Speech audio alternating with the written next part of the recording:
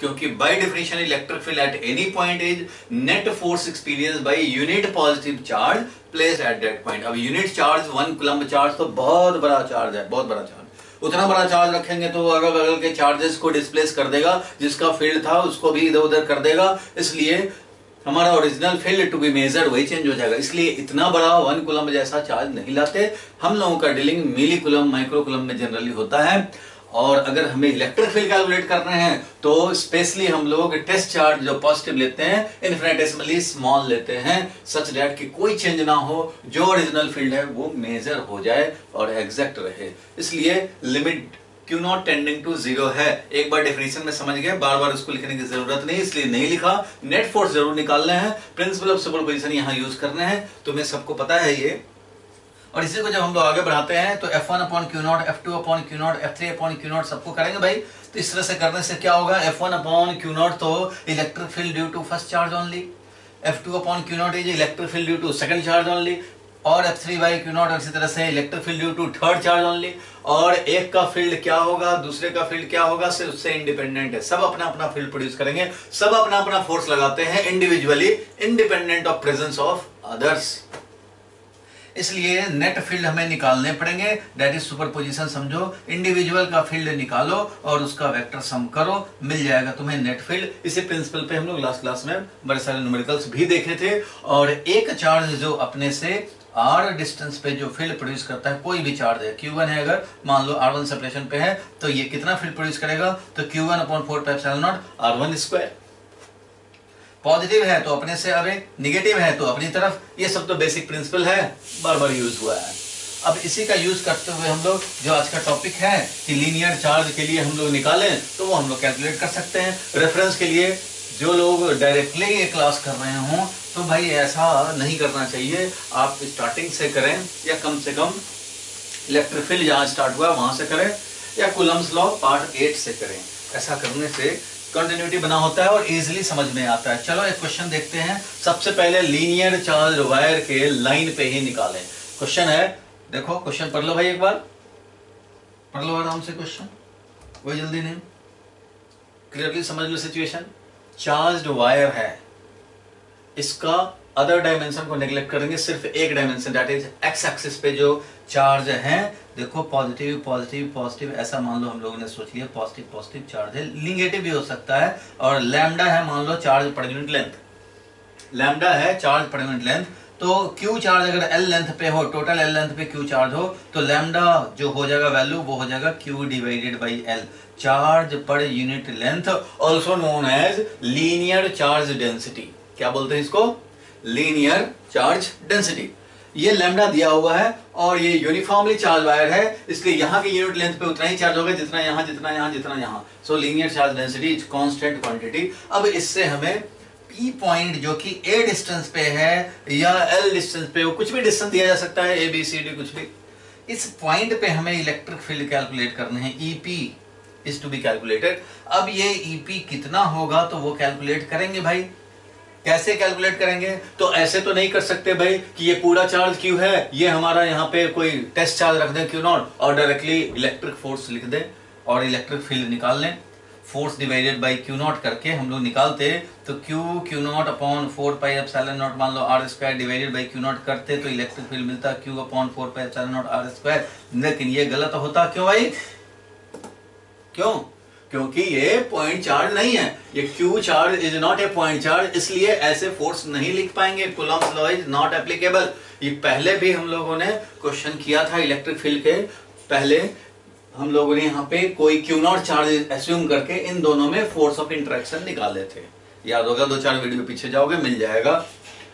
तो यहाँ पे फोर्स निकालने में we can not apply Coulomb's law, why, because this charge is not a point charge. यही अगर ए डिस्टेंस, अगर मान लो ये 2 मीटर का वायर है और हम लोग लाखों किलोमीटर चले जाते, हजारों मीटर चले जाते, तो उस कंडीशन में ये बन जाता है एक पॉइंट चार्ज, और पॉइंट चार्ज हो जाता तब उस कंडीशन में इसको सेंटर पे समझ लेते और कूलम्ब्स लॉ लिख लेते और ये इस तरह से फील्ड मिल जाता। This Coulomb's law is valid for only point charge and spherical charge distribution. याद होगा, spherical symmetric charge distribution हो या फिर point charge हो तभी ये valid होता है. So ये तो काम करेगा नहीं, तो क्या काम करेगा भाई? तो अब क्या काम करेगा? तो continuous system की तरह इसको treat किया जाए, एलिमेंट लिया जाए. अगर छोटा सा एलिमेंट का यहाँ पे हम लोग इलेक्ट्रिक फील्ड कैलकुलेट कर रहे हैं, फिर दूसरे छोटे एलिमेंट का इलेक्ट्रिक फील्ड कैलकुलेट कर रहे हैं, ऐसे ऐसे हर चार्ज एलिमेंट का इलेक्ट्रिक फील्ड कैलकुलेट करके इंटीग्रेट यानी ऐड करें तो हमें मिल सकता है. इसलिए क्या करने पड़ेंगे? तो हम लोग एक एलिमेंट लो, मान लो हम लोगों ने x डिस्टेंस पे एक चार्ज एलिमेंट लिया जिसका लेंथ dx है, dx लेंथ है इसका, और इसमें चार्ज dq होगा. चलो मैं अलग से डायग्राम बना देता हूँ भाई. ये है मान लो चार्ज वायर, पॉजिटिव चार्ज है इस पे, और इसका linear charge density lambda as given in the question है. अब इससे हम लोग मान लो यहाँ है ये पॉइंट P, यहाँ से निकालना है, तो दिस डिस्टेंस भी मान लो x लेंथ पे हमने एलिमेंट लिए, और ये एलिमेंटरी चार्ज dq है, और जिसका थिकनेस कितना है भाई? तो थिकनेस इसका dx है. यही dx ऐड हो जाएगा, x का वैल्यू बढ़ जाएगा, बढ़ते बढ़ते कहाँ तक जाएगा भाई? तो ये यहाँ तक पहुंचना है, यहाँ तक का एलिमेंट लेने हैं, यहाँ से स्टार्ट करना है. This distance is given to be a, और ये टोटल डिस्टेंस कितना है भाई? तो वो तो l है, टोटल डिस्टेंस l है. इसलिए अब हम लोग इसका कैलकुलेशन करना शुरू करें.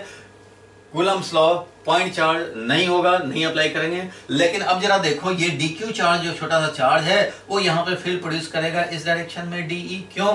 क्योंकि ये पॉजिटिव चार्ज है. क्योंकि ये क्या है? पॉजिटिव चार्ज अपने से अवे फील्ड प्रोड्यूस करता है. और अपने से अवे कितना फील्ड प्रोड्यूस करता है? तो कोई भी चार्ज के लिए तो इलेक्ट्रिक फील्ड जो होता है, अगर dq है तो उसका इलेक्ट्रिक फील्ड de से रिप्रेजेंट करोगे, और वो कितना होगा भाई? तो चार्ज अपॉन 4πε0 r², या फिर बोले k dash dq upon r². Separation क्या है? यहाँ पे x है तो x² करेंगे, ये सेपरेशन स्क्वायर के बदले में x² लिखेंगे, वो मिलेगा इलेक्ट्रिक फील्ड का वैल्यू की बात करें. डायरेक्शन किधर? तो पॉजिटिव है तो अवे अपने से, नेगेटिव है तो अपनी तरफ. ये तो काम होता है.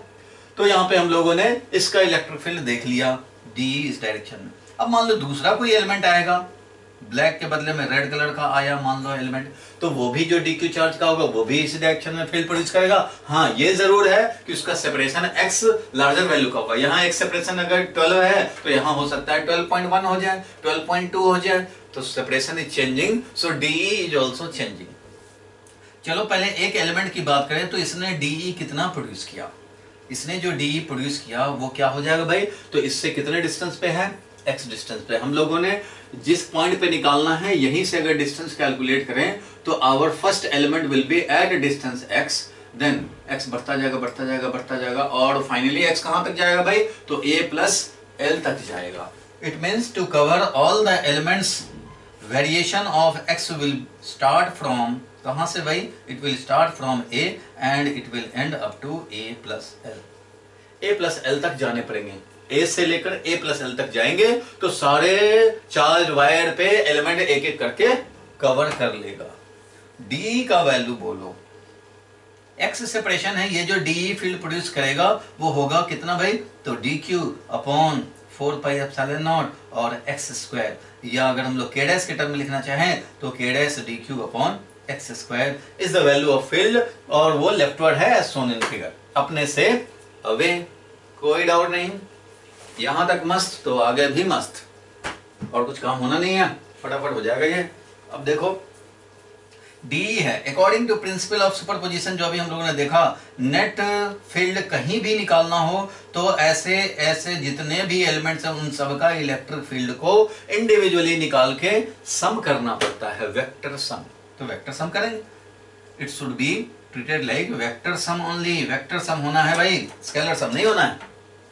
चलो वेक्टर सम होना है, कोई बात नहीं, वेक्टर सम होना है. तो वेक्टर सम करने के लिए हम लोग वेक्टर का डायरेक्शन जरूर देखते हैं.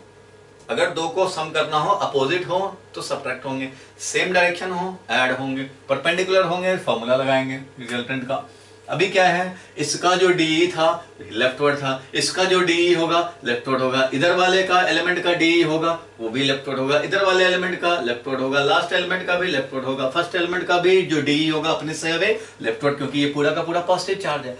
अगर ये नेगेटिव चार्ज होता तो सारे डी राइटवर्ड प्रोड्यूस करते, सब अपनी तरफ अट्रैक्ट करते, सब अपनी तरफ प्रोड्यूस करते, बट है क्या, पॉजिटिव है तो सब लेफ्टवर्ड है। When all vectors to be added, When all vectors to be added are in the same direction, तो सीधा इसका वैल्यू को ऐड कर दो। It means नेट फील्ड जो हमें मिलेगा, नेट फील्ड का वैल्यू वो क्या मिलेगा भाई, तो DE के वैल्यूज को सीधा ऐड करने पड़ेंगे, क्योंकि सब एक ही डायरेक्शन में है। जब एक वेक्टर हो 2i कैप, दूसरा है 3i cap, 4i cap, 5i cap, सब तो i कैप में ही है, तो सबको ऐड कर दो, 2 + 3 + 4 उतना ही कैप। तो वही काम कर रहे हैं हम लोग, सबको एक ही डायरेक्शन में है इसलिए ऐड करेंगे। अब बताओ जरा वैल्यू कितना था DE का, DQ डिवाइडेड बाई 4πε0 x²।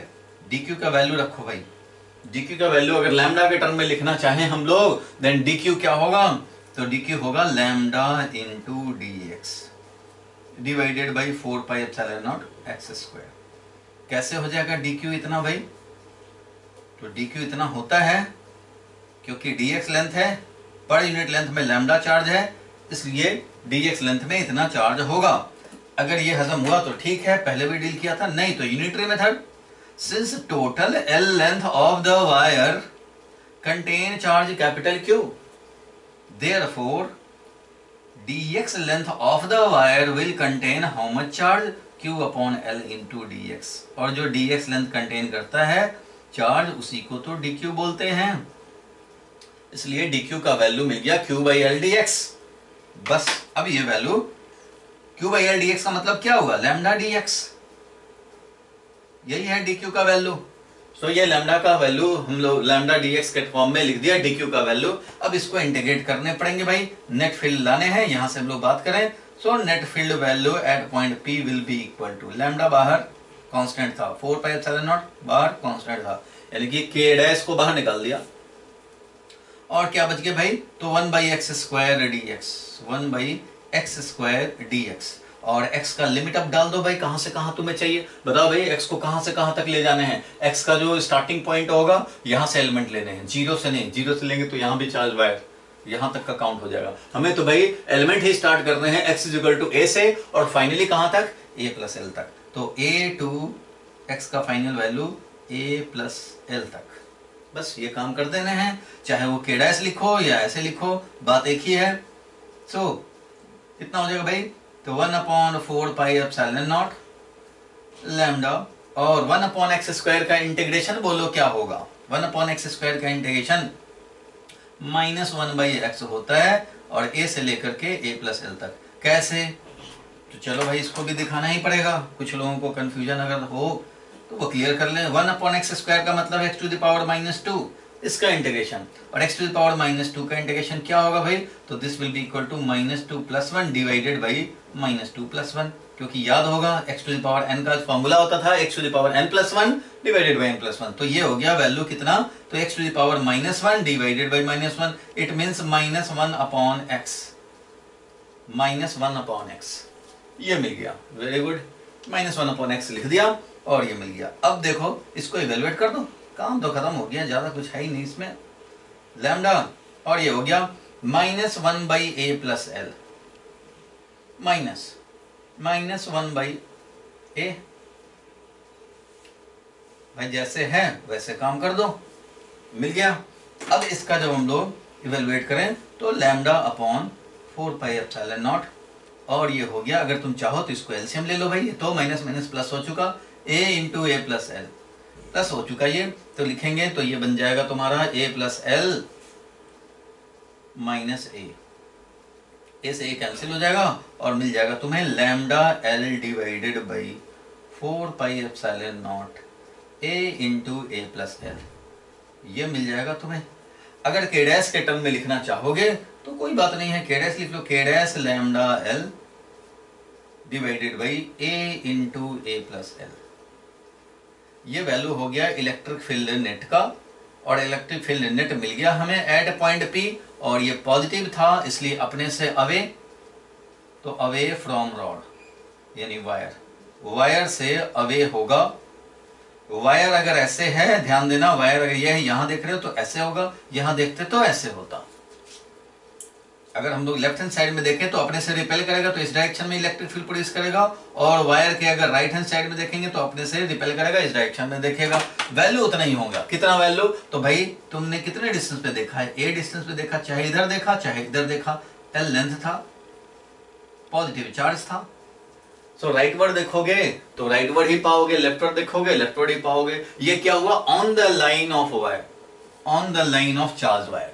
फिर से एक नजर देख लो, हम लोगों ने स्टार्ट किया था ये चार्ज वायर। सबसे पहला काम कि कूलम्स लॉ एप्लीकेबल नहीं होगा, इसलिए डायरेक्टली ऐसा नहीं लिख पाएंगे, वो बात खत्म होगी। अब क्या करना है भाई? तो इसी के लाइन पे निकालना है। तो we have option of taking element. Element लेने से फायदा क्या हुआ? एलिमेंट लेने से इस एलिमेंट का अगर हम लोग यहाँ इलेक्ट्रिक फील्ड निकालना चाहें, then this element is a point charge, वो पॉइंट चार्ज की तरह होगा, इसलिए ये पॉइंट चार्ज वाला सारा फॉर्मूला वैलिड होगा। सो ये यहाँ पे फोर्स अगर कैलकुलेट करेंगे किसी चार्ज पे तो क्यू क्यू नॉट लिखेंगे, क्यू इंटू डी क्यू लिखेंगे। और यहाँ फील्ड प्रोड्यूस्ड देखना चाहते हो तो इसका जो फील्ड प्रोड्यूस्ड डीई होगा वो क्या हो जाएगा? तो चार्ज का value D Q divided by 4πε0 x square, ये हो जाएगा। क्यों? क्योंकि ये इतना छोटा चार्ज है, चींटी की तरह इतना छोटा चार्ज है भाई, दब जाएगा तो मर जाएगा। इतना छोटा चार्ज बेचारा है, बहुत छोटा, मतलब tending to zero, infinitesimally small size में इसने फील्ड प्रोड्यूस किया डीई, और वो डीई इतना वैल्यू का हुआ। अब ऐसे ऐसे सारे डीई को हमें ऐड करने पड़ेंगे। अब कैसे ऐड करें भाई? सारे डीई को ऐड करने हैं तो डायरेक्शन देखो, when all DEs are in the same direction then simplest way हो गया कि सबके मैग्नीट्यूड को ऐड करो, और रिजल्ट पता ही है। तो इसलिए हम लोगों ने इंटीग्रेट किया, जो कांस्टेंट टर्म है बाहर निकाला, कांस्टेंट टर्म को बाहर निकाल दिया, 1/x² को इंटीग्रेट किया। प्रॉपर लिमिट डालने हैं। प्रॉपर लिमिट क्या है भाई? तो x का लिमिट है a से लेकर के a+l तक वेरिएशन कराएंगे, और पूरा का पूरा फील्ड हमारा मिल जाएगा, क्योंकि पूरा चार्ज वायर कवर हो जाएगा। इसलिए dq का वैल्यू हम लोगों ने लैम्डा dl लिखा, ये तो समझ ही गए होंगे। अब आप चाहो तो इसको लिख लो, जल्दी से लिखो, एक पॉज लगाओ, फट से नीचे तक लिख लिया, जहां तक दिखा वो लिख लिया। चलो ये हो गया। अब आगे बढ़े हम लोग, यहां तक लिख लिया, तो इसके नेक्स्ट ये लिखेंगे, फटाफट लिख लो भाई, यहां तक। चलो ये भी लिख लिया, तो अब इसके नेक्स्ट लिखेंगे,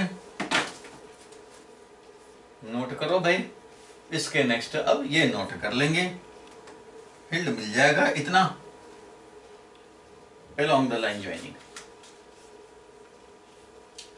अब देखो इसमें ये हो सकता है, अब जरा हम लोग स्पेशल केस डिस्कस करें इसका। अगर स्पेशल केस मतलब चार्ज वायर जो भी लेंथ का था, अगर उससे हम लोग लार्ज डिस्टेंस पे चले जाए, दैट इज जो ए डिस्टेंस पे निकाला था, if A is very very greater then L, इसका मतलब क्या हो गया? At large distance from charge wire, अगर इससे लार्ज डिस्टेंस पे हो तो उस कंडीशन में ये इलेक्ट्रिक फील्ड तुम्हें क्या रिजल्ट देगा, और तुम्हारा ऑब्जर्वेशन या कॉमन सेंस क्या रिजल्ट देता है, दोनों में मैचिंग होना चाहिए। तभी तो फिजिक्स क्या है, तो रियल ऑब्जर्वेशन जो होता है, जो प्रैक्टिकल लाइफ में होता है, वही तो है फिजिक्स। इसलिए आप बताओ कि एक वायर है, चार्ज वायर, मान लो पेन ही है, पेन पे हम लोगों ने यूनिफॉर्मली चार्ज डिस्ट्रीब्यूट कर दिया है, और इससे अब वेरी लार्ज डिस्टेंस, ये 10 सेंटीमीटर का है, हम लोग लाखों सेंटीमीटर पे जाकर के इसके लाइन पे इधर या इधर देख रहे हैं। उस कंडीशन में this pen should be treated like a point charge हो जाना चाहिए। तो उस कंडीशन में तो q डिवाइडेड बाई 4πε0r² हो जाना चाहिए, होना चाहिए, q/4πε0 x²। x डिस्टेंस पे देखें तो when a is very very large, जब बहुत लार्ज है a है क्या? सेपरेशन। तो उस कंडीशन में बताओ ये फॉर्मूला क्या बोलेगा? तो k डैश लैम्डा l, जब बहुत लार्ज है, a is very very greater than large, very very greater than l है, तो भाई उस कंडीशन में a plus l will be equal to a, almost equal to क्या हो जाएगा उस कंडीशन में? a ही हो जाएगा, क्योंकि a तो बहुत लार्ज है। अब यहाँ पे देखो k dash lambda l divided by a into a plus l बन गया है a, तो ये क्या हो जाएगा a स्क्वायर हो जाएगा। क्या हो जाएगा ये a स्क्वायर हो जाएगा। और l क्या है भाई, तो कांस्टेंट है। ये मिल गया हमें, इस तरह से मिल गया। अब बताओ यहाँ पे ये वैल्यू मिल गया। अब इसको भी अगर चेक करना चाहते, देख रहे हो इनवर्सली प्रोपोर्शनल आ गया a स्क्वायर के, a ही तो है सेपरेशन, उसके स्क्वायर के इनवर्सली प्रोपोर्शनल आ गया, तो पॉइंट चार्ज की तरह लग रहा है। फिर भी और तुम्हें पॉइंट चार्ज का एहसास दिलाने के लिए मैं क्या करता हूँ, इस लैम्डा को भी हटाते हैं। लैम्डा को क्या लिखेंगे, q बाई एल। क्या लिखेंगे लैम्डा को, total charge q, l length में, तो q बाई एल लिखा। लैम्डा को q बाई एल, ये l एज इट इज, और ये स्क्वायर, l से l कैंसिल हो जाएगा और क्या मिल जाएगा, k dash q by a square means 1/4 pi epsilon not. q तो q ही है और ये a है। अगर ये सेपरेशन r होता तो r स्क्वायर होता, x होता तो x स्क्वायर होता, ठीक है। a है तो a स्क्वायर लिखेंगे। इट मीन्स क्या हो गया, behaving like a point charge होना भी चाहिए, ऑब्जर्वेशन भी कह रहा है, तो यहाँ पे बिल्कुल बिहेव्स लाइक पॉइंट चार्ज, ये भी जरा नोट कर लो, like point charge for separation, जो भी है, जो यहाँ a है very very greater than l, separation अगर very very greater than l हो जाए तो इस रिजल्ट के बाद ये लिख लो एज ए स्पेशल केस, ये है, होना भी चाहिए। जो कह रहा है पॉइंट चार्ज की तरह ट्रीटेड होना चाहिए, हो भी रहा है और एक्सप्रेशन भी वही सजेस्ट कर रहा है, इसलिए लिख लिया। ये समझ में आ गया होगा, इसमें कोई परेशानी नहीं, ये आएगा तो 3 मार्क्स का आएगा भाई, इसको आराम से लिख लो, कोई बात नहीं। अब नेक्स्ट देखेंगे हम लोग, नेक्स्ट हम लोग देखना चाहते हैं, अब वायर के लाइन पे देखा था, अभी तो हम लोगों ने वायर के लाइन पे ही देखा, जिस लाइन पे वायर है उसी लाइन पे कहीं निकाल रहे हैं डिस्टेंस ए पे। अब जरा हम लोग देखना चाहते हैं कि उसके साइड में कैसे निकालेंगे, तो साइड में निकालना चाहते हैं, ये है, मान लो, समझ लिया जाए अब इसको। मान लो ये है चार्ज्ड वायर, अब इसके लिए निकालना चाहते हैं, देखो, find electric field due to finite charge है, this is not infinite charge, finite charge है, मतलब इसका लेंथ जो है वो सर्टेन है, फिक्स्ड है, इतने ही लेंथ पे, तो इस पे पॉजिटिव चार्ज है, पूरे पे पॉजिटिव चार्ज है, पॉजिटिव चार्ज है, मान लो लैम्डा है चार्ज पड़े हुई लेंथ, इसलिए लैम्डा का जो वैल्यू है, समझो टोटल चार्ज अगर q हो, टोटल लेंथ अगर l हो, तो q बाई l लिखेंगे, लैम्डा इज कांस्टेंट, ये हमारा चार्ज डेंसिटी है। Finite charge wire of linear charge density lambda as shown in figure at distance a distance में मान लो पॉइंट p है, सपोज करो दिस इज a डिस्टेंस, ठीक है, परपेंडिकुलर इस पे डालेंगे और इसको बनाएंगे रेफरेंस लाइन। ऐसा ही काम मैग्नेटिक फील्ड में भी चैप्टर 4 में भी करेंगे हम लोग। ये हम लोगों ने क्या किया, उस चार्ज वायर पे परपेंडिकुलर डाला और वो है हमारा a डिस्टेंस पे, तो बोलेंगे वायर से a परपेंडिकुलर डिस्टेंस पे हमें निकालना है p पॉइंट, और this will B reference line. Reference क्यों बोल रहे हैं, क्योंकि जो भी एंगल मेजर करेंगे वो यहीं से मेजर करेंगे, जो डिस्टेंस मेजर करेंगे यहीं से मेजर करेंगे, इसलिए इसको रेफरेंस लाइन समझा गया। क्या समझा गया, रेफरेंस लाइन।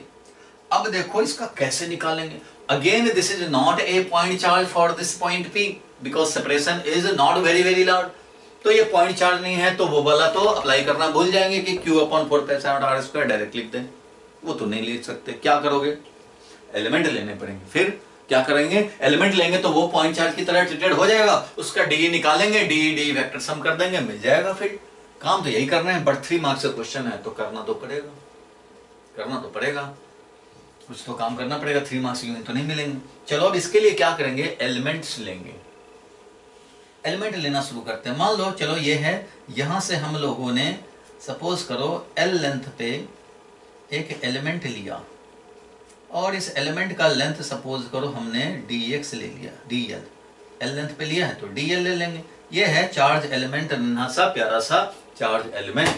अब इस चार्ज एलिमेंट पे चार्ज क्या है भाई, तो वो है चार्ज dq।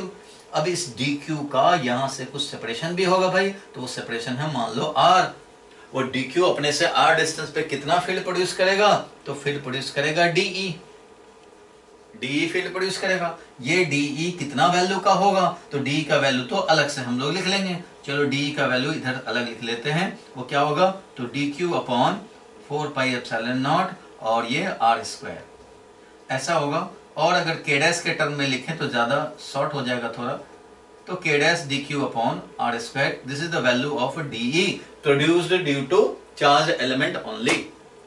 चलो डी मिल गया हमें, ये वैल्यू गिवन है, नोन है, चलो डी नोन है, पता लग गया। और ये जो रेफरेंस लाइन था इसको और आगे बढ़ाते हैं।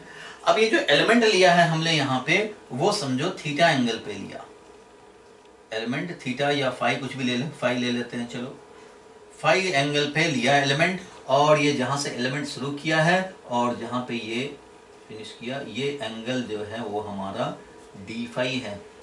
फाई एलिमेंट लिया, एल लेंथ है तो डी एल लेंथ बढ़ाया, उसी तरह से फाई है, फाई एंगल पे समझो एलिमेंट लिया था, तो अब डी फाई एंगल और बढ़ेंगे तो हमारा न्यू एलिमेंट का एंड पॉइंट मिला। फिर ऐसे ही फाई का वैल्यू डी फाई भी ऐड करते जाओगे, फाई बढ़ता जाएगा बढ़ता जाएगा बढ़ता जाएगा और ये फाइनली यहां तक आएगा।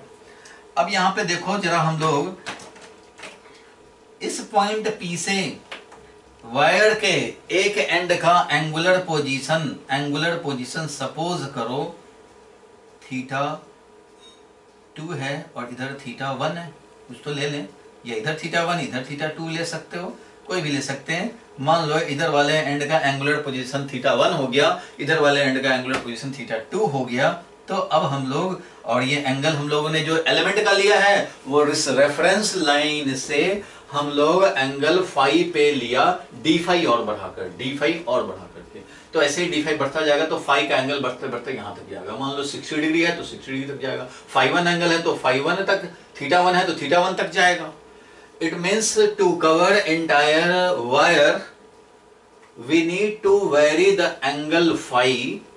0 अगर phi का वैल्यू रखोगे तो यहाँ का एलिमेंट होगा, 30 डिग्री रखोगे यहाँ का एलिमेंट होगा, 45 रखोगे यहाँ का एलिमेंट होगा, 60 रखा यहाँ का एलिमेंट हुआ, 5 थीटा 1 रखा तो यहाँ लास्ट एलिमेंट हुआ, और लास्ट एलिमेंट हो गया 60 पे यहाँ हो गया, 45 पे यहाँ हो गया, 30 पे यहाँ एलिमेंट हो गया, 10 डिग्री पे अगर फाई का वैल्यू 10 डिग्री लेंगे यहाँ एलिमेंट होगा, 0 लेंगे तो यहाँ एलिमेंट होगा, और यहाँ वाले के लिए -10 लेने पड़ेंगे क्योंकि फाई तो इधर मेजर कर रहे हो, तो -10 करेंगे तो यहाँ का एलिमेंट होगा, -30 करेंगे यहाँ का एलिमेंट होगा, -45 करेंगे यहाँ का एलिमेंट होगा, -θ2 करेंगे तो लास्ट एलिमेंट होगा। It means to cover entire wire, theta का, ये फाई का वेरिएशन कहां से कहां होना चाहिए, तो फाई शुड वेरी फ्रॉम, कहां से कहां भाई, तो -θ2 से कहां तक वेरी करना चाहिए, थीटा 1 तक वेरी करना चाहिए, तो हमारा पूरा कवर्ड हो जाएगा, पूरा कवर्ड हो जाएगा। फाई बढ़ते बढ़ते थीटा 1 तक जाएगा और इधर थीटा 2 तक जाना है, इसलिए -θ2,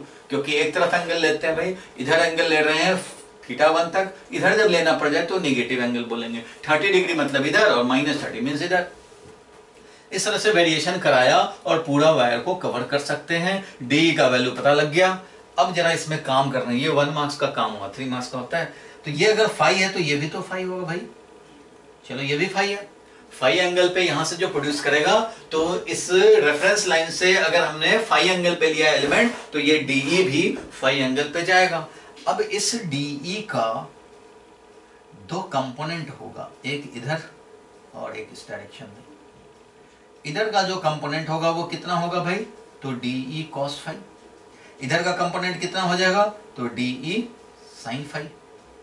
वेरी गुड, इतना होगा। हर एलिमेंट अपना अपना D sine phi D cos phi करेगा, डी साइन फाई होगा जो कि पैरेलल टू द वायर होगा कंपोनेंट, और डी कॉस फाई क्या होगा, परपेंडिकुलर। तो इसको हम लोग ऐसा भी बोल सकते हैं कि ये डी परपेंडिकुलर वाला है और ये क्या है भाई, तो D parallel to the wire वाला है, ऐसा बोल सकते हैं इसको। इसको ऐसे भी बोल सकते हैं कि भाई ये वाला जो कंपोनेंट है वो एक्स डायरेक्शन में है, यानी कि ई एक्स है समझो, डी ई एक्स, और ये वाला क्या है भाई, तो D E Y, Y direction मतलब वर्टिकल डायरेक्शन में मान लो। कोई जरूरी नहीं है, ऐसे हम लोग इससे भी लिख सकते हैं, पैरेलल परपेंडिकुलर। चलो इस तरह से मिल गया। हम लोग अब इसका देखेंगे तो हर एलिमेंट का कुछ पैरेलल टू द वायर आएगा, कुछ परपेंडिकुलर आएगा हर एलिमेंट का। जब ये एलिमेंट ऐसे है तो इसका पैरेलल वाला इधर जा रहा है, परपेंडिकुलर वाला से जा रहा है। इधर जब एलिमेंट हुआ होगा तो उसका डी ऐसे होगा, उसका पैरेलल वाला इधर जाएगा, परपेंडिकुलर वाला इधर जाएगा। अब इसका पैरेलल जो है वो कैंसिल हो सकता है, अगर हमारा कोई एलिमेंट यहाँ 30 डिग्री पे है, इधर भी 30 डिग्री पे मिले तो उसका कैंसिल होगा, लेकिन इधर जितना एंगल है उतना तो इधर नहीं है, इसलिए हर एलिमेंट के कॉरस्पॉन्डिंग सिमेट्रिकली अपोजिट एलिमेंट नहीं मिलेगा हमें। मतलब यह है कि इधर भी 60 डिग्री होता इधर भी 60 डिग्री होता, तो सबके कॉरस्पॉन्डिंग एक एक मिलते जाते कि जिससे पैरेलल वाले कंपोनेंट पेयर में कैंसिल होते जाते, सिर्फ परपेंडिकुलर वाले रह जाते। वो तब होता जब इधर का वायर और इधर वायर सेम लेंथ का रहता, यानी सिमेट्रिकल होता है इसके अबाउट, जितना इधर उतना ही इधर। तो हर एलिमेंट के कॉरस्पॉन्डिंग जितना इसका इधर हुआ, इस वाले एलिमेंट का उतना ही इधर होता, वो कैंसिल होता रहता। लेकिन वो नहीं है। इसका मतलब कि हमें नेट इस डायरेक्शन में भी मिलेगा, नेट इस डायरेक्शन में भी मिलेगा, कोई बात नहीं है। इधर मान लो मिल गया 2 यूनिट, इधर मिल गया 3 यूनिट, तो नेट हम लोग फील्ड निकाल लेंगे। सबका जब सम कर दिया, इधर वाले को सम कर दिया, वो मान लो 3 मिला। सबका इधर वाला जब सम कर दिया, इधर वाला माइनस इधर वाला अपने आप होता रहेगा। जब वेक्टर सम करेंगे सारा काउंट हो जाएगा। तो इधर वाले का नेट निकाल ले, इधर वाले का नेट निकाल ले, 2 नेट मिल गए परपेंडिकुलर में, तो नेट फील्ड भी मिल जाएगा। काम लॉजिक तो ये है, इंप्लीमेंट करने हैं। चलो कर दिया जाए भाई। सबसे पहले मान लो हम लोग ई परपेंडिकुलर निकालना चाहते हैं। ई परपेंडिकुलर तो जितने भी हैं एलिमेंट, उन सब के अपने अपने डी कॉस थीटा को ऐड करने पड़ेंगे, इंटीग्रेट करने पड़ेंगे, ये करने पड़ेंगे। ई पैरेलल के लिए क्या करने पड़ेंगे, तो जितने भी डी हैं उन सब डी के साइन थीटा को इंटीग्रेट करने पड़ेंगे। ये लॉजिक तो ये है, इंप्लीमेंट ये करना है। लेकिन ये इंप्लीमेंट करने से पहले कुछ पापड़ बेलने पड़ेंगे भाई, कुछ काम करने पड़ेंगे, ऐसे ही यूं ही नहीं हो जाएगा। तो डी का वैल्यू ये आया। अब यहां देखो क्या क्या वेरिएबल है। इस डी क्यू को क्या लिख सकते हैं, लैम्डा इंटू डी एल लिख सकते हैं। बोलो, डी एल लेंथ है एलिमेंट का, तो लैम्डा डी एल लिख सकते हैं, आर स्क्वायर। अब जरा देखो वेरिएबल कौन कौन सा है। इस डी जो डी है हमारा, उसको कैसे इंटीग्रेट करेंगे। डी ई है यहाँ पे, देख रहे हो, D E cos five, five है ना ये एंगल, तो कॉस फाइव लिखेंगे। डी ई कॉस फाइव को इंटीग्रेट करना है, डी साइन फाइव को अलग इंटीग्रेट करना है भाई। अब देखो यहाँ पे हम लोगों ने वेरिएबल जो आइडेंटिफाई किया, वो फाइव एंगल पे हमने एलिमेंट लिया था, फाइव का वेरिएशन कर रहे हैं, थीटा 1 तक ले जाएंगे, इधर माइनस थीटा 2 तक ले जाएंगे, कवर हो जाएगा पूरा। इसलिए अपना वेरिएबल जो है सुटेबल वो है फाइव। तो फाइव के टर्म में लिखने पड़ेंगे अदर वेरिएबल्स को। यहाँ पे देखो एलिमेंट जैसे जैसे वेरी करेगा, आर वेरी करेगा, क्योंकि ये आर है, ये आर वेरी करेगा। जब यहाँ का एलिमेंट होगा तो और बड़ा आर हो जाएगा, लास्ट एलिमेंट होगा और बड़ा आर हो जाएगा, यहाँ होगा तो ये आर इक्वल टू ए ही हो जाएगा। तो आर इज वेरिएबल, ठीक है। डीएल, डीएल भी है वेरिएबल भाई। डीएल यहाँ एल है, यहाँ पे यहाँ डीएल है, फिर ये एल यहाँ डीएल, यहाँ डीएल चलता रहेगा। तो आर भी वेरी कर रहा है। इसलिए इन वेरिएबल्स को हमें सिंगल वेरिएबल फाइव में रखने पड़ेंगे, तब इंटीग्रेट इजिली कर पाओगे।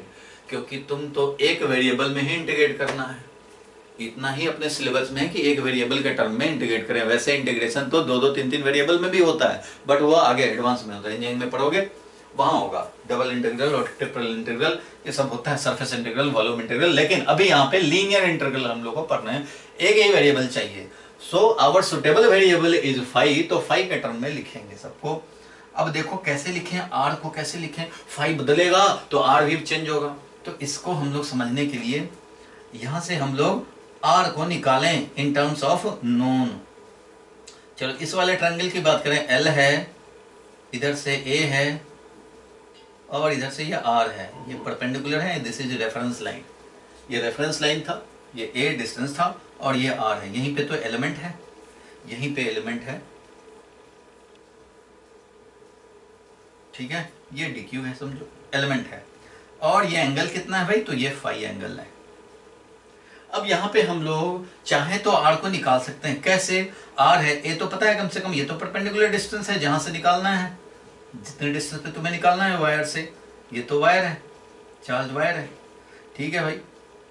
अब यहां से देखो कैसे हम लोग आर निकाल सकते हैं। तो अगर कॉस लें तो ये A divided by R, A तो नोन है, तो cos five is equal to A divided by R. It means R का वैल्यू क्या हो गया, आर का value A divided by cos five means A sec five.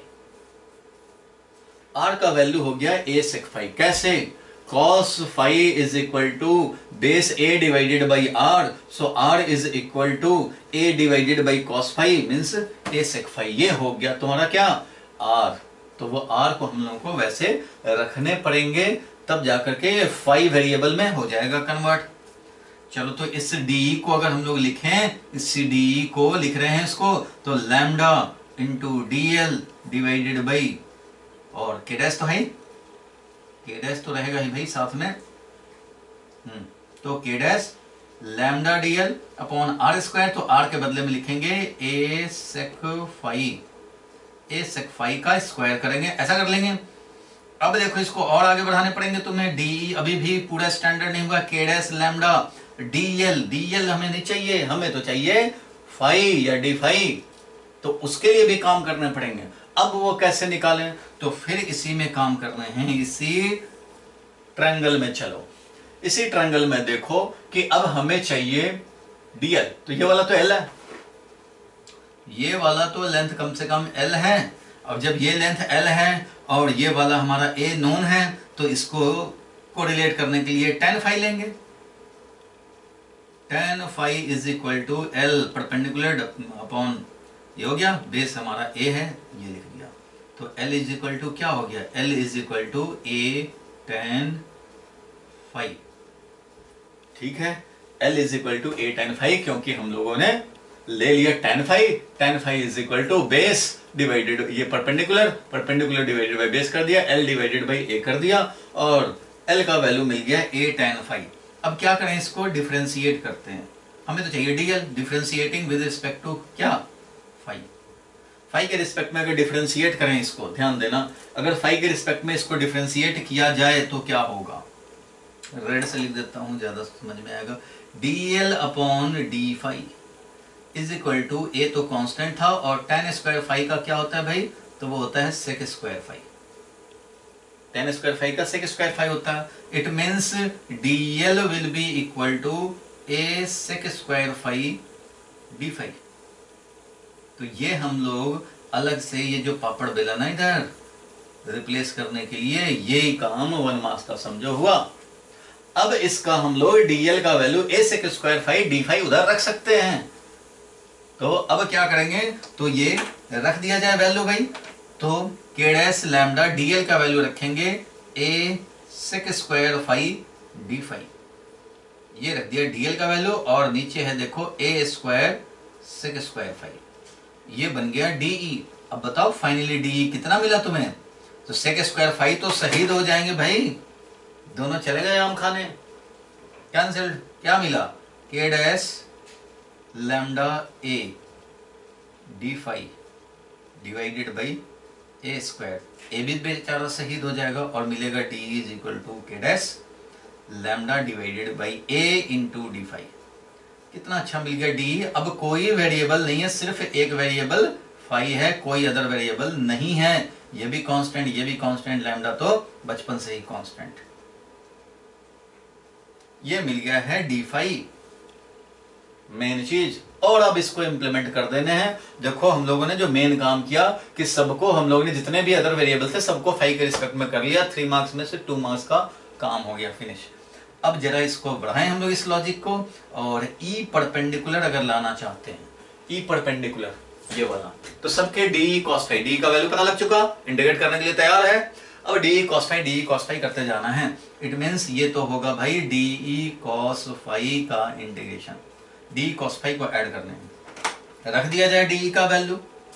चलो डी का वैल्यू रखा जाए तो क्या मिल जाएगा हमें, डी का वैल्यू है के डैश लैम्डा बाई ए, और ये हो जाएगा इंटू डी फाई को कॉस फाई के बाद रख देते हैं, ये मिल गया, ये हो गया मस्त काम।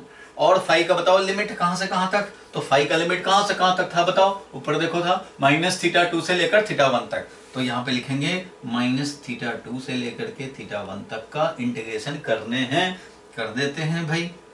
बताओ के डैश लैम्डा सब बाहर, ए भी बाहर, कॉस फाई का इंटीग्रेशन साइन फाई होता ही है, -θ2 से लेकर के θ1 तक, बस अब काम तो खत्म हो गया, लैम्डा बाई ए, और ये हो गया साइन θ1 माइनस साइन -θ2, और साइन -θ2 क्या होता है, माइनस साइन θ2, इसलिए माइनस माइनस क्या हो जाएगा, प्लस हो जाएगा, यानी कि K dash lambda by a sine θ1 plus sine θ2, ये हो जाएगा। अगर हम लोग के डैश नहीं लिखना चाहते हैं तो लैम्डा अपॉन क्या मिल जाएगा, 4 pi epsilon naught a sine θ1 plus sine θ2, this is the value of ई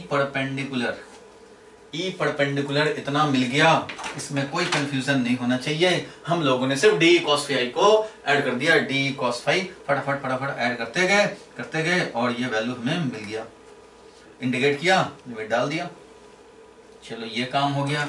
अब जरा ये भी देखना है हम लोगों को कि ये ई परपेंडिकुलर वाला था, अब ई जरा पैरेलल वाला भी निकल जाए, तो यहां से मैं ई पैरेलल वाला भी निकाल देता हूं। ई पैरेलल वाला कितना हो जाएगा भाई, तो ई पैरेलल वाला हो जाएगा डी साइन फाई का integration of D sine phi. अब ये भी इवेलुएट कर देंगे, डी का वैल्यू लिखेंगे, डी का वैल्यू था K dash lambda divided by ए और साइन फाई डी फाई, ठीक है। K dash lambda by A D phi रख दिया और साइन फाई तो है ही। अब इसमें फिर से लिमिट वही डालेंगे, के डैश लैम्डा बाई ए बाहर आ जाएगा और लिमिट डालेंगे, इंटीग्रेट करेंगे, साइन फाई का माइनस कॉस फाई होता है और लिमिट था माइनस थीटा 2 से लेकर के थीटा 1 तक। क्लियर है यहां तक? अब बस काम कर दो भाई, तो के डैश लैम्डा बाई ए और यहां पे फिर वैल्यू रख दिया जाए माइनस कॉस थीटा 1, ये हो गया माइनस, ठीक है, माइनस कॉस माइनस थीटा 2 जो है वो है, यूज ऐसे ही करने पड़ेंगे। ब्रैकेट का पूरा यूज करो, कोई कंफ्यूजन ना रहे, ब्रैकेट यूज करने में क्या कंफ्यूजन करने हैं। माइनस कॉस थीटा 1 हो गया, थीटा 5 की जगह थीटा 1 रख दिया, फिर माइनस अब ये वाला तो माइनस कॉस और इसके बदले में minus theta 2। Cos minus theta 2 तो कॉस थीटा होता है, कॉस माइनस थीटा 2 का वैल्यू क्या होता है, कॉस थीटा 2 ही होता है। पता ही है तुम्हें, ये तो पता होना ही चाहिए। तो ये वैल्यू है के डैश लैम्डा अपॉन ए और ये क्या हो गया भाई, तो माइनस कॉस थीटा 1 और ये माइनस माइनस प्लस हो गया और ये तो भाई कॉस थीटा 2 भी होगा, तो कॉस थीटा 2 और माइनस कॉस थीटा 1, ये हो गया value of E parallel. E parallel हो गया, ठीक है, वैल्यू ऑफ ई पैरेलल मिल गया। वैल्यू ऑफ ई परपेंडिकुलर पहले ही निकाल लिए थे, दोनों रिजल्ट आ गए, हमें दोनों वैल्यू मिल गए। बहुत इजी, बहुत इजी। लेकिन ये 3 मार्क्स का है और ये आएगा तो 3 मार्क्स से कम में तो आ ही नहीं सकता। फिर से देखो, आप लोग नोट भी कर लोगे, पहले समझ लो। हम लोगों को इस पूरे वायर के लिए इस पॉइंट पे निकालने थे, हम लोगों ने देखा भाई कि ये पॉइंट चार्ज की तरह ट्रीट नहीं होगा, इसलिए एलिमेंट लेना शुरू किया। एलिमेंट ऐसा सुटेबल ले कि पूरा कवर हो जाए, निकल भी जाए। एलिमेंट लिया फाई एंगल पे, डी फाई एंगल वेरिएशन करा के, ये डी एल लेंथ हो गया, यहाँ से एल लेंथ पे समझो डी एल लेंथ हो गया।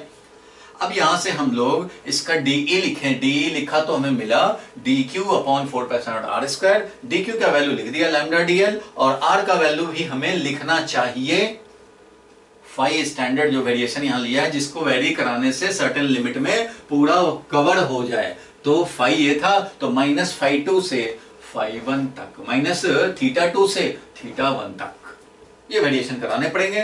डी की ई का वैल्यू जो है पहले इंटीग्रेट करने से पहले स्टैंडर्ड वे में लाने पड़ेंगे। स्टैंडर्ड वे क्या है, in terms of single variable, जो कि इजीली इंटीग्रेट किया जा सके विद प्रॉपर लिमिट।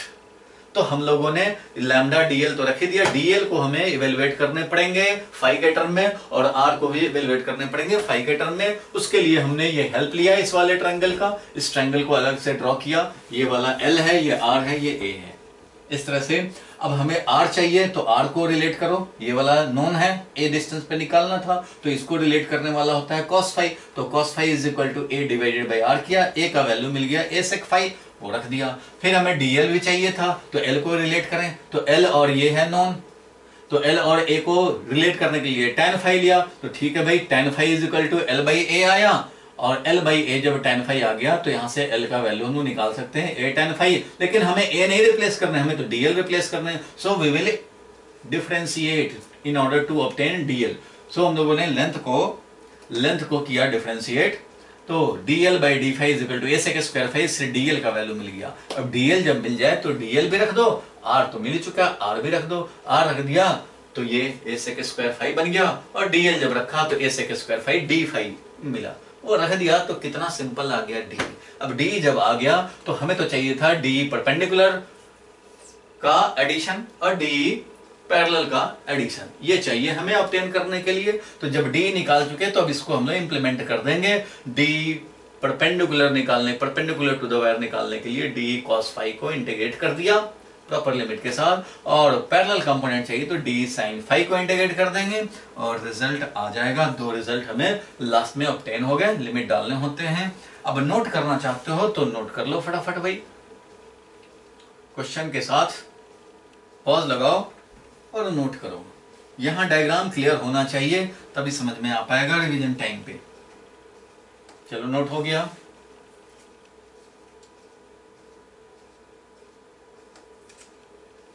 आगे बढ़े हम लोग। अब इस वाले को नोट करें।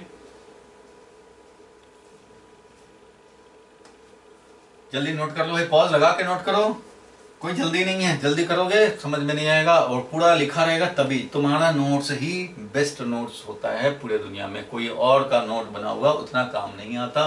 खुद से करोगे तो इसी बहाने माइंड में सेट होंगे और न्यूमेरिकल में फिर हेल्प करेगा।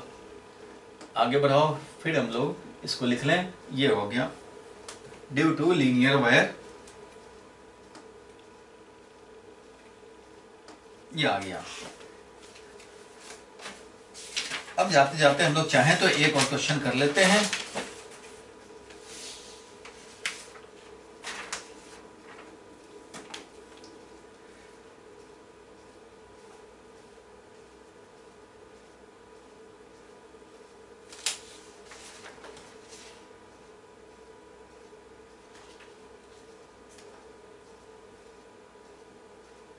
चलो अब करते हैं हम लोग एक और काम करते हैं। ड्यू टू इनफाइनाइट वायर निकालते हैं। चलो मान लो इनफाइनाइट वायर, ये तो हमारा फाइनाइट वायर है जो अभी हम लोगों ने देखा। इसको अगर इनफाइनाइट कर दें, मतलब मैं दूसरा चलो डायग्राम बना देता हूं। दूसरा डायग्राम बनाया जिसको कि इनफाइनाइट लेंथ का रखना है, पॉजिटिव ही है रॉड, और ये स्कूल वाले डायरेक्ट पूछ देते हैं, एनसीईआरटी में भी है ये। इनफाइनाइट है इसका मतलब इधर से ये फिनिश नहीं हो रहा अभी, तो ये इनफाइनाइट डॉट डॉट डॉट चलेगा, ये भी इधर से भी डॉट डॉट डॉट चलेगा, दोनों तरफ से डॉट डॉट डॉट चलेंगे, मींस इनफाइनाइट वायर है इस तरह से। अब ऐसे कंडीशन में हमें निकालना हो इस पॉजिटिव चार्ज से, मान लो सर्टेन डिस्टेंस, अगर आर है तो आर मींस ए का वैल्यू समझो आर है, जो सेपरेशन था पॉइंट पी ये। अब यहां निकालने हो तो क्या करोगे? यहां निकालने हो तो फिर वही काम कर सकते हैं हम लोग, एलिमेंट ले सकते हैं भाई। बोलो एल लेंथ पे एलिमेंट ले लेंगे, फिर से हमारा इसका डी बनेगा, लेकिन इस बार एक इजी हो जाएगा काम। क्या भाई? तो ये आर है, ये हमारा, अच्छा आर इसको ना रखो फिर तो, क्योंकि आर से फिर कंफ्यूज ना हो जाए, इसलिए आर नॉट चाहो तो रख सकते हो। ये है आर वेरिएबल आर। अब इसके लिए हम लोग चाहें तो क्या करेंगे, फिर वैसे ही ये है रेफरेंस लाइन बना। ये कौन सा लाइन है भाई? तो ये है रेफरेंस लाइन। इसी लाइन से हम लोग एंगल मेजर करते हैं और इसी से ये लेंथ या ये लेंथ मेजर कर रहे हैं। अब यहाँ पे देखो इस डी का जो फाई एंगल पे मान लो तुमने एक एलिमेंट लिया था, इस डी का सिर्फ इधर वाला कंपोनेंट जो डी कॉस फाई है ये काम करेगा, ये वाला काम नहीं कर पाएगा। डी साइन फाई ये हमारा सम जब करेंगे, जब ई पैरेलल निकालेंगे और सारे डी साइन फाई को जब ऐड करेंगे तो ऑब्जर्वेशन कहता है कि ये आएगा 0। क्यों? ये डी साइन फाई, तो इसके जितने लेंथ पे इधर लिया उतना ही लेंथ पे इधर लोगे तो उसका ऐसे बनेगा डी, तो उसका sine phi component cos phi वाला तो एडअप हो जाएगा, लेकिन इस वाले डी का जो साइन फाई वाला होगा इस डी साइन फाई को शहीद कर देगा, गोली मार देगा। सिमिलरली इधर अगर 10 सेंटीमीटर पे लिया, उसका जो डी आएगा तो इधर भी तो 10 सेंटीमीटर पे मिलेगा, उसका जो डी साइन फाई आएगा दोनों डी साइन फाई शहीद कर लेगा, एक दूसरे को मार देगा। क्योंकि ये इधर से भी इनफाइनाइट है, इधर से भी इनफाइनाइट है, मतलब दोनों तरफ से सिमेट्रिक है। सिमेट्रिक है तो जितना लेंथ पे इधर देखेंगे एलिमेंट उतना ही लेंथ पे इधर देखेंगे, तो उनके डी साइन फाई को हमेशा कैंसिल करते रहेंगे। ये जैसे डी मिला वैसे ही ये भी तो डी मिलेगा भाई, और ये डी है, ये भी तो फाई है, इसका भी डी साइन फाई है। D sine phi added together will cancel each other, और डी कॉस फाई ऐड होगा, इसलिए सिर्फ परपेंडिकुलर वाला ही रह जाएगा। ये समझ में आया? D parallel will become 0 due to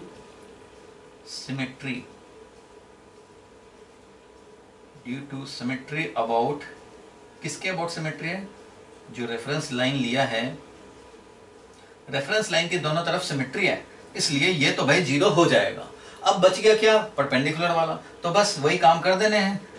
DE perpendicular वाले को ऐड करने पड़ेंगे, यानी तब मिलेगा तुम्हें ई परपेंडिकुलर। और डीई परपेंडिकुलर क्या था भाई, तो डीई परपेंडिकुलर वाला कंपोनेंट था डीई टोटल वैल्यू डीई और कॉस फाई, इसी को इंटीग्रेट करने थे, जिसका फॉर्मूला क्या आया था भाई, क्या फॉर्मूला आया था, तो लैम्डा के डैश लैम्डा अपॉन ए, ये ए था ए, और क्या आया था भाई sign theta 1 plus sine theta 2।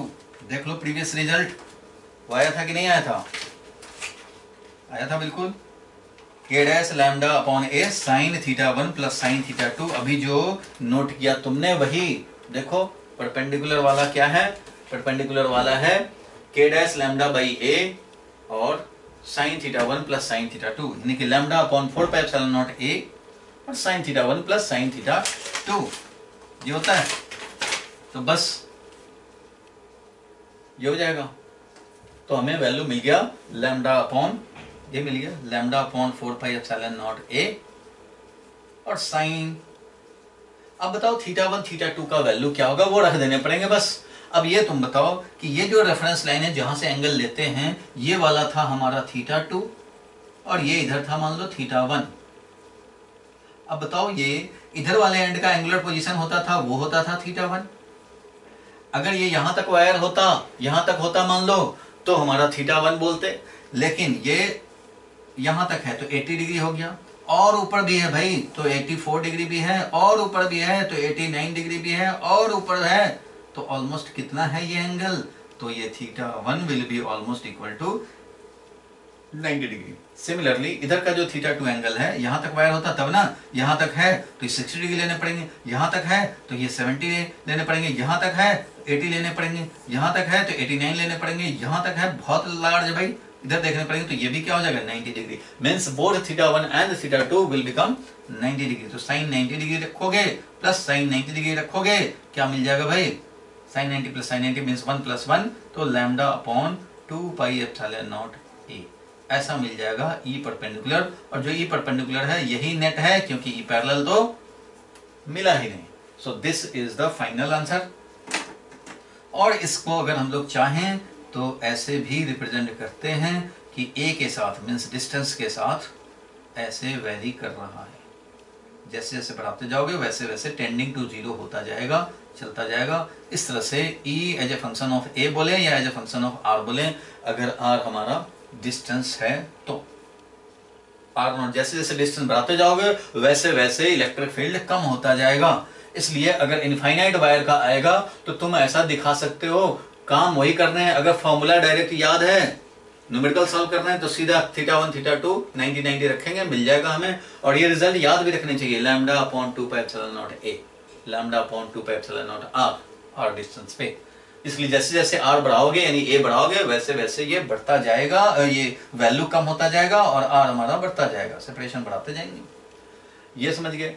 लेकिन स्कूल में अगर आए 3 मार्क्स का डेरिवेशन करना, तो डेरिवेशन में डी कॉस फाई, तो डी को निकाल देना पहले, बिना डी निकाले 3 मार्क्स नहीं मिलेंगे।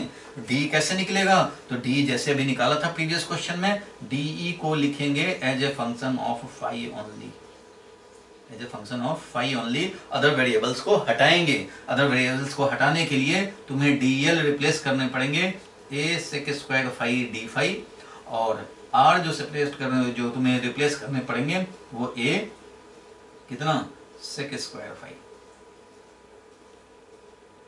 ए सेक स्क्वायर फाई या A square sec square phi, A square sec square phi ये मिलता था। ये दोनों रिप्लेसमेंट प्रीवियस क्वेश्चन की तरह करने पड़ेंगे।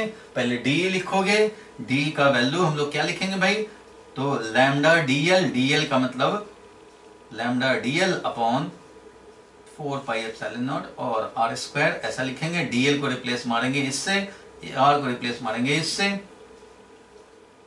आर ए सेक फाई होता था, कितना होता था आर का वैल्यू, आर का वैल्यू एक बार चेक कर लो प्रीवियस वाले में, आर का वैल्यू जब रिप्लेसमेंट करते थे तो आर का वैल्यू ए सेक फाई था, आर का वैल्यू था ए सेक फाई, आर स्क्वायर का वैल्यू था ए स्क्वायर सेक स्क्वायर फाई। तो आर स्क्वायर का वैल्यू ए स्क्वायर सेक स्क्वायर फाई रख दोगे, डीएल का वैल्यू ये रख दोगे, और इससे तुम्हें मिल जाएगा डी। डी जो फाइनली मिला था वो क्या मिला था भाई, तो लैम्डा के डैश अपॉन ए, ये मिला था। लैम्डा के डैश अपॉन ए, चेक कर लो प्रीवियस वाले से कि ये डी का वैल्यू लैम्डा के अपॉन ए मिला था या नहीं मिला था। तो डी का वैल्यू ये मिला था, लैम्डा के dash a divided by A D phi भी तो आया था साथ में डीएल में रिप्लेसमेंट, ये डी का वैल्यू मिला था। और इस डी के वैल्यू को हम लोग डी साइन फाई ऐड करेंगे तो जीरो आएगा, ऑब्जर्वेशन मेथड से ऐसे ही जीरो कर देंगे। और डी ई कॉस फाई वाले को ऐड करते गए, ये मिल गया। लिखना चाहते हो तो फिर लिख लो आराम से, पहले इसको लिखो, डायग्राम बनाओ, समझो कि ये हम लोग टॉपिक डाल देना due to infinite long wire, तो इनफाइनाइट लॉन्ग वायर के लिए ये लिख लेंगे। पॉज लगा करके जल्दी से करो, करना कुछ नहीं, वही वाला काम करना है, डायग्राम तुम्हारा वही वाला चलेगा। बस ये है कि यहाँ पे पूरा इनफाइनाइट तक है तो यहाँ बोल देंगे कि एक तो जीरो हो गया पैरेलल वाला तो रिजल्ट जीरो आएगा, सिर्फ परपेंडिकुलर वाले को ऐड करना है। अब परपेंडिकुलर वाले को ऐड कर दो और ये मिल गया। प्लॉट करना होगा तो ये प्लॉट कर देंगे। इस तरह से जितना ज्यादा सेपरेशन बढ़ाते जाएंगे उतना ये डिक्रीज होता जाएगा इलेक्ट्रिक फील्ड।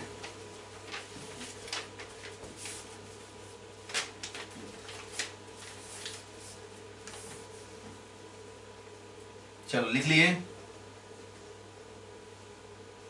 ठीक है। अब जरा देखो, ये लिख लिए तो नेक्स्ट क्लास में मैं क्या कराऊंगा वो समझना। नेक्स्ट क्लास में हम लोग शुरू करेंगे आगे इलेक्ट्रिक फील्ड, बिल्कुल। अब electric field lines very very important है और फ्लक्स और गॉस लॉ में वो अब शुरू हो जाएगा हमारा। देखो एक और होता है चार्ज वायर के लिए सेंटर पे निकालना, सेमी सर्कुलर वायर है, इसके लिए निकालना चाहते हैं।